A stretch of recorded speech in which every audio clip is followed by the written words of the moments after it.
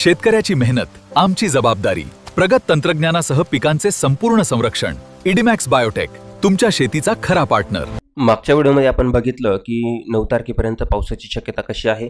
आता ह्या व्हिडिओमध्ये आपण बघणार आहोत की 9 तारखेपासून पुढे 18 तारखेपर्यंतचा पावसाचा प्रवास कसा असणार आहे. शॉर्टकट आढावा घेऊ म्हणजे तारीख आपल्याला कव्हर करता येईल. आता हा जो 9 तारखेला प्रवास सुरू झालेला आहे पावसाचा, तर 9 तारखेला जर बघितलं तर गोव्यापर्यंत आपल्याला हा पाऊस बघायला मिळत आहे. गोवा आहे, तसं सिंधुदुर्ग आहे, रत्नागिरी आहे, कोल्हापूर आहे आणि सांगली आहे. मित्रांनो, हा जो मान्सून आहे हा पूर्णपणे केरळ आणि गोव्यापर्यंतच अटकलेला आपल्याला बघायला मिळत आहे. हा जो पाऊस आहे तो पुढे ढकललेला 9 तारखेपर्यंत तरी आपल्याला बघायला मिळत नाही. परंतु आता पुढे बघूया 9 तारखेनंतर काय बदल आपल्याला बघायला मिळत आहे. आणि याच्या आधीचा जर व्हिडिओ तुम्ही बघितलं नसेल 9 तारखेपर्यंतचं, ते व्हिडिओ आधी बघा की 9 तारखेपर्यंत कोणत्या भागात आपल्याला पावसाची शक्यता वर्तवली जात आहे.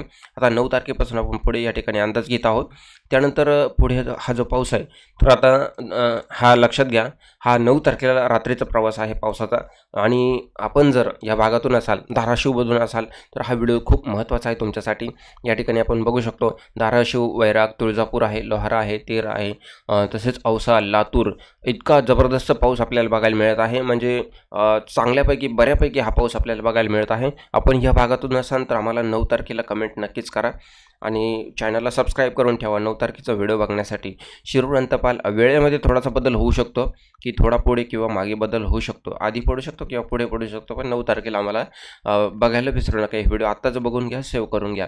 लातूरमध्ये, शिरूर अंतपालमध्ये, उदगीरमध्ये, निलंगामध्ये या ठिकाणी आपण बघितलं, उमरगामध्ये बघितलं तर या ठिकाणी बघू शकता जोरदार पावसाची चित्तगुफा आहे.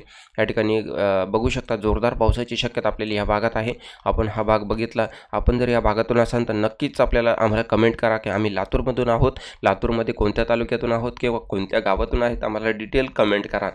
आणि या ठिकाणी परभणीचा काही भाग आहे, गंगाखेड आहे, हलका पाऊस आहे, मांजलगाव आहे, रामपुरी आहे, इथे सुद्धा आपल्याला हलक्या मध्यम पावसाची शक्यता बघायला मिळत आहे. सर्वाधिक पाऊस आपण बघितला की कोणत्या भागात आहे.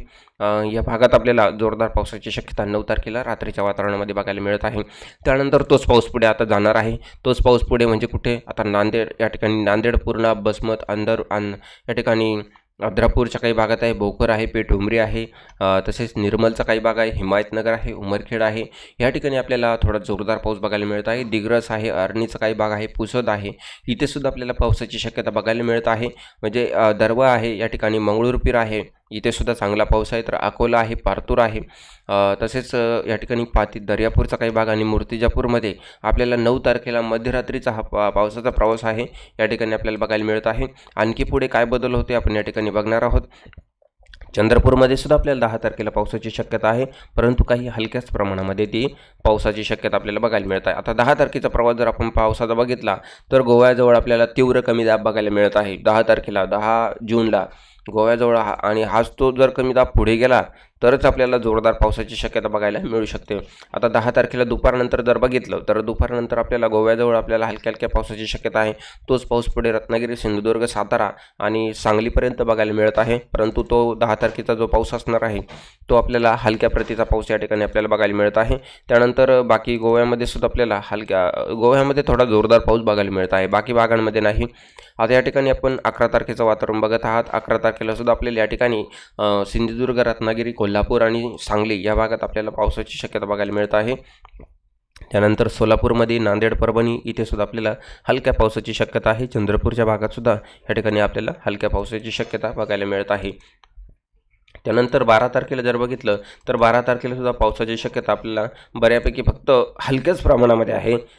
रत्नागिरी आहे, कोल्हापूर आहे, या ठिकाणी आपण बघू शकतो एकदम हलक्या प्रमाणाचा पाऊस आपल्याला या ठिकाणी बघायला मिळत आहे. त्याचप्रमाणे तोच पाऊस पुढे आता आपण या ठिकाणी बघितला 13 तारखेचा अंदाज बघूया. 13 तारखेच्या अंदाजामध्ये सुद्धा पावसाची शक्यता कमी आहे. परंतु अति महत्त्वाची बातमी म्हणजे आता 13 तारखेपासून 14 तारखेपासून जर बघितलं तर वाऱ्याचं प्रमाण खूप वाढलेलं आपल्याला बघायला मिळत आहे. म्हणजे वारं वाढलं की पाऊस कमी आपल्याला बघायला मिळू शकतो. तर या ठिकाणी आपण बघू शकतो 14 तारखेला सुद्धा वाऱ्याचं प्रमाण जास्त आहे. आपण पाऊस बघूया. 14 तारखेला पावसाचं प्रमाण खूप कमी आहे, म्हणजे कुठेही आपल्याला पाऊस बघायला मिळणार नाही. फक्त वारे वाहताना दिसतील आणि जोरदार वारे वाहताना दिसतील. वाऱ्याचं जे प्रमाण आहे 30, 35, 40 प्रति तास किलोमीटर याप्रमाणे वारे वाहतील.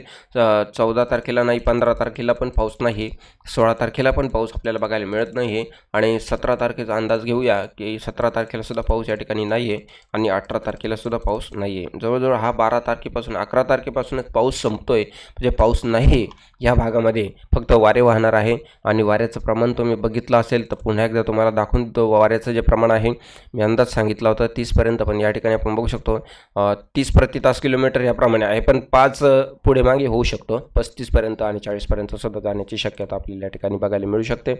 यामध्ये जर काही बदल झाला तर आपल्याला व्हिडिओच्या माध्यमातून सांगण्याचा प्रयत्न असणार आहे.